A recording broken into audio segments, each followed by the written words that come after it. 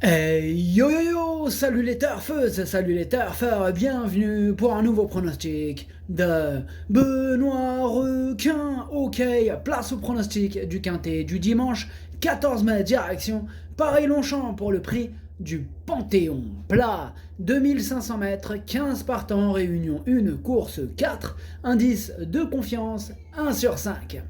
Petit retour sur le quintet du vendredi 12 mai. Dans mon pronostic, je vous ai donné le tiercé, mais ça payait pas.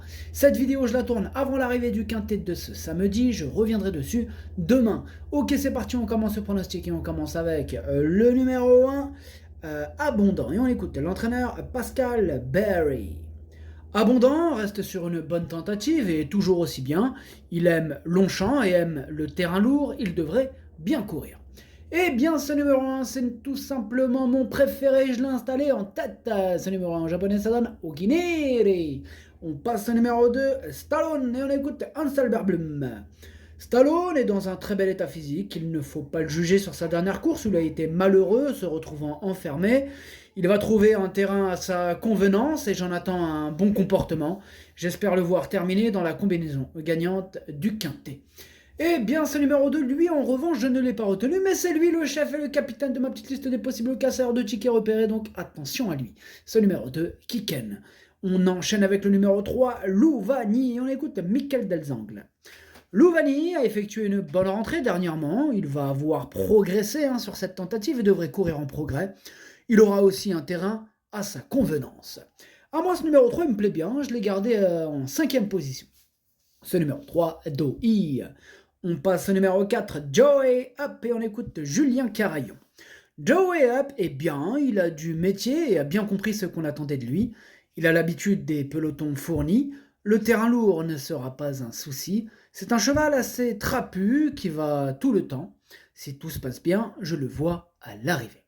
Eh bien, moi aussi, je le vois à l'arrivée, ce numéro 4. Je l'ai gardé en bout de combinaison. Ce numéro 4, Hachi. On enchaîne avec le numéro 5, Utamaro. Et on écoute Madame Carmen Boxsky. Utamaro avait besoin de retrouver le rythme de la compétition dernièrement. Il avait besoin de cette reprise de contact et cela lui a été très bénéfique. Il est monté en condition et je le crois capable de renouer avec les bonnes performances. Bien que pénalisé au poids, il a prouvé qu'il était toujours compétitif et si la piste est homogène, je pense qu'il peut finir à l'arrivée. Merci Madame Carmen Boxsky pour ce commentaire. Alors du coup, ce numéro 5, il me plaît bien. Moi, je l'ai gardé en 6e position pour être exact. Ce numéro 5, Dokei. On enchaîne avec le numéro 6, la fille du Sud, et on écoute Philippe Decouze.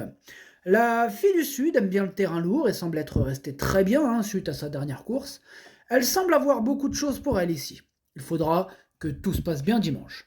Eh bien, ce numéro 6 fait partie de mes préférés, je l'ai gardé très haut en 2e position. Ce numéro 6, Watashi no Nibame no Okineri. On enchaîne avec le numéro 7, Thunder Speed, et on écoute Christophe Ferland. Thunder Speed fait pratiquement toutes ses courses, et si le déroulement de course se passe bien, il figure à l'arrivée. Avec lui, mieux vaut être patient durant la course, et ensuite, il sait finir ses courses. Monté trop offensif, il peut le payer en fin de parcours. Sa dernière course est encourageante et demeure compétitif à cette valeur. Eh bien, ce numéro 7 aussi, je l'ai gardé plutôt en bout de combinaison, mais je l'ai gardé. Ce numéro 7, Nanaï. On passe au numéro 8, Matorigold, et on écoute Mathieu Brasme. Matorigold vient de s'imposer pour sa rentrée, elle découvrait un bel engagement et ne l'a pas manqué. Je pense qu'elle vaut cette valeur et pour ses débuts à ce niveau, j'en escompte une belle performance. Eh bien, ce numéro 8, je ne l'ai pas retenu, mais il est à l'arrière de ma petite liste des possibles troubles faits. Méfiance. Ce numéro 8, Kiken. On enchaîne avec le numéro 9, Berkane, et on écoute Maurizio Delcher Sanchez.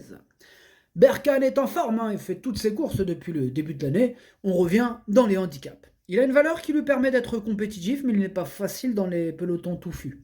Ceci étant, il sera associé à Christophe Soumillon, qui le connaît bien, et le terrain très souple ne sera pas pour le déranger. S'il veut bien se livrer, il peut se placer.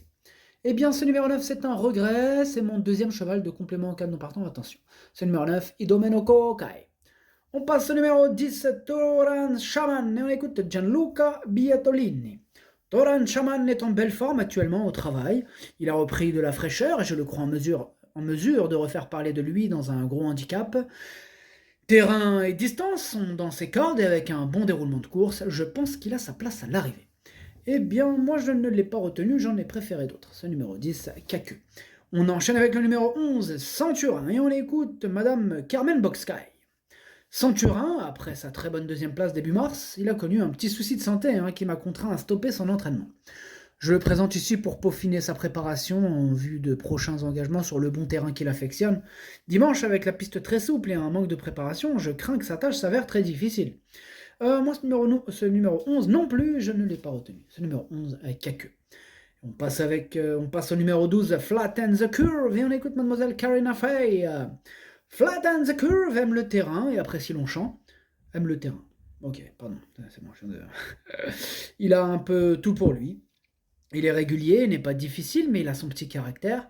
Il monte de catégorie, mais j'ai toujours dit qu'il avait une certaine qualité.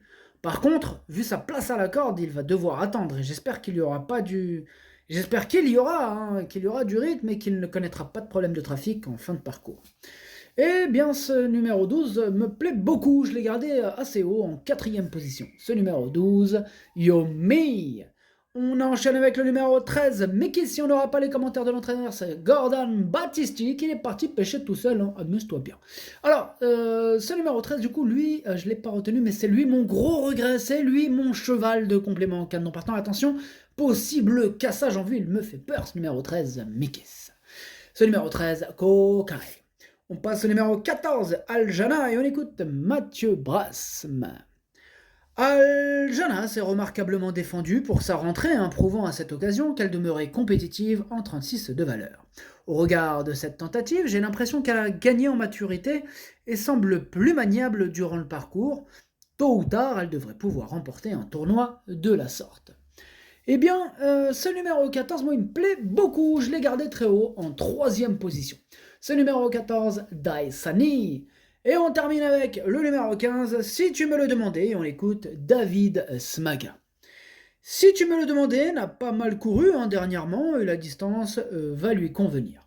Eh bien, ce numéro 15, je ne l'ai pas retenu. Par contre, il est quand même en plein milieu de ma petite liste des possibles troubles faits. Donc, accordons-lui une note de méfiance. Ce numéro 15, Kiken. Le pronostic, ça donne As, 6, 14, 12, 3, 5, 7, 4. Merci d'avoir suivi cette vidéo. N'hésitez pas à mettre un pouce bleu si la vidéo vous a plu.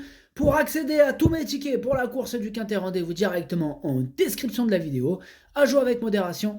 Bonne chance. Chopez-le moi. Ciao.